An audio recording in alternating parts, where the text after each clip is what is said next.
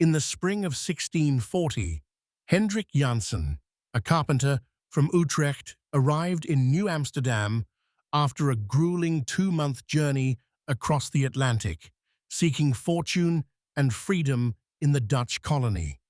With nothing but his carpentry tools, a change of clothes, and a letter of introduction to the Director General, Hendrick stepped onto the muddy shores of Manhattan, overwhelmed by both excitement and trepidation. The colony was smaller than he had imagined. Just a few hundred souls carving out a precarious existence at the edge of a vast wilderness.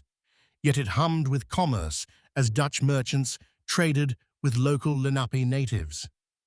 Hendrick's skills as a carpenter earned him immediate work, and within weeks he had begun building a modest home on a plot of land granted by the Dutch West India Company.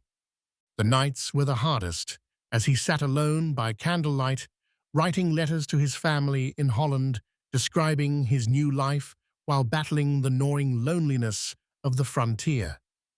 Through halting attempts at communication with his Lenape neighbors, Hendrick learned to cultivate the unfamiliar soil, planting corn, squash, and beans according to native methods.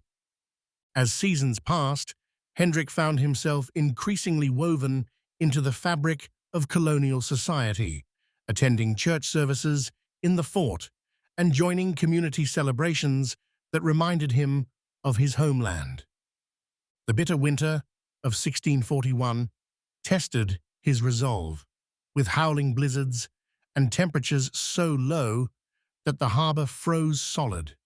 But his well-built home stood firm against the elements. By his second year, Hendrick had established a thriving carpentry business, crafting furniture for the growing number of homes and businesses, and even taking on an apprentice from a newly arrived family.